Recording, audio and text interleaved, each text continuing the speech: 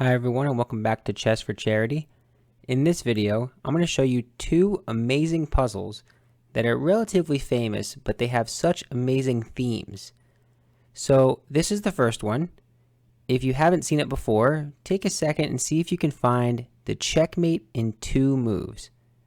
So there's only one checkmate in 2. There are a couple of checkmates in 3 and a couple in 4 and more, but only one mate in 2. Can you find it? So let's look at a couple options here. One option is you might think, bring the queen over, attack this square on b8, maybe bring the rook over, attack this square on b8. That's a good idea, and it's worth thinking about. But if I make this move, try to checkmate the king, they have one little square that they can make room for, so that if I check them, they run away, right? So this queen b2 idea does not lead to the most efficient mate. Well, same idea goes for rook b1, right? Rook b1, I'm looking to give mate. They just play d7, and now what? You might think I can check. I can check. They block. It's not going to be mate, right? Well, this is mate, but it's not mate in 2. This is mate in 3. So, okay, what is the fastest way to checkmate then? How do I find that mate in 2? Well, the more you think about different mates, you realize that this resource of d6 is kind of coming in handy everywhere, right? If you do something from this initial position, they always have this idea. Okay, so this queen, we have to figure out how this queen and this rook can coordinate against this defensive resource to save them one move. And here's where the puzzle is fantastic. The answer in this position is the stunning, amazing queen d6. Look at this move. I'm allowing my queen to be captured if they want to take it. Well, when you see a move like that, you have to ask yourself, what happens when I take it? But you also have to ask yourself, what happens if I don't take it? So right now, this king can't move, right? This pawn, aside from this capture, can move. This pawn cannot move. This rook can, right? This rook can move to any of these squares. If I can draw arrows correctly, those squares.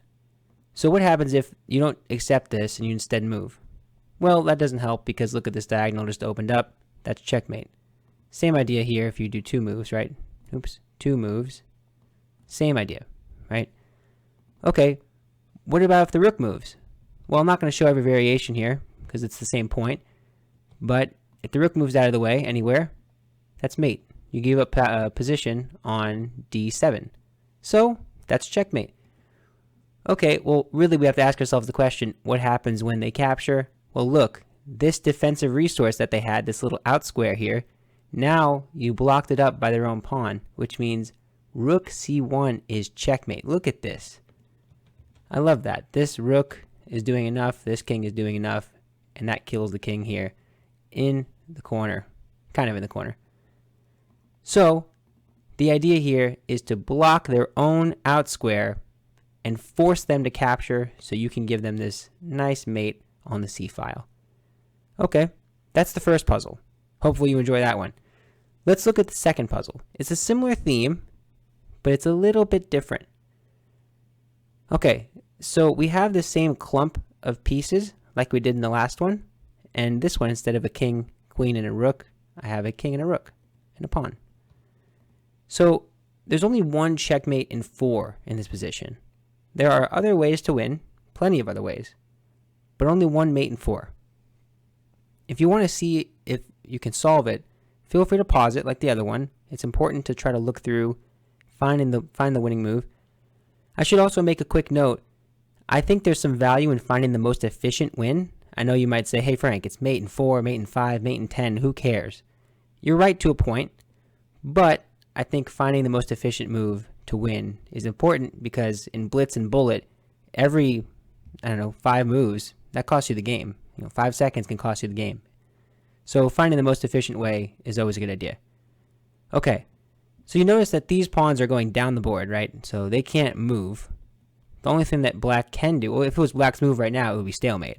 So the only thing that black can do is whatever white lets them do. So let's just say, for example, you try to go here, maybe go around, try to give mate. It doesn't really make sense because if you do this, they have g4, and this is not mate. They can run away, right? This square opens up this out square, right? This pawn move on their next move, if you let them, will open up this king g5. Maybe they'll run away.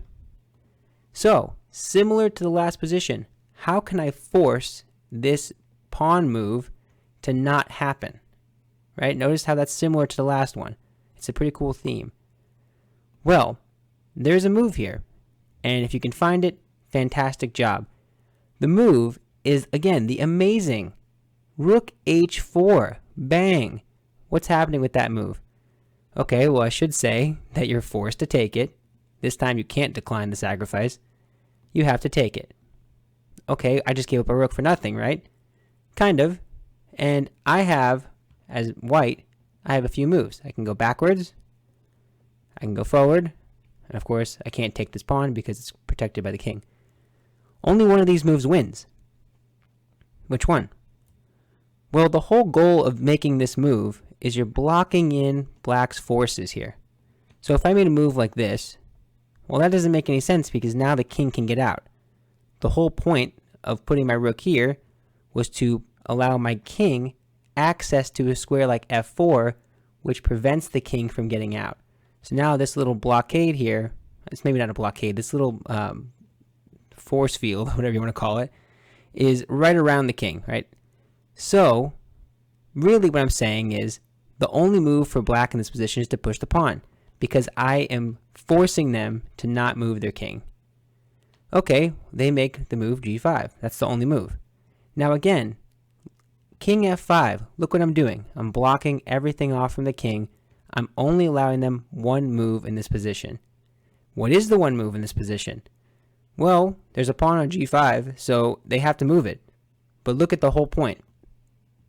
H takes g, checkmate. Look at that. Isn't that just amazing, incredible? So the whole idea is to give up the rook just like the other one. I'm giving up the piece to prevent this out square from being created. Before they had this square.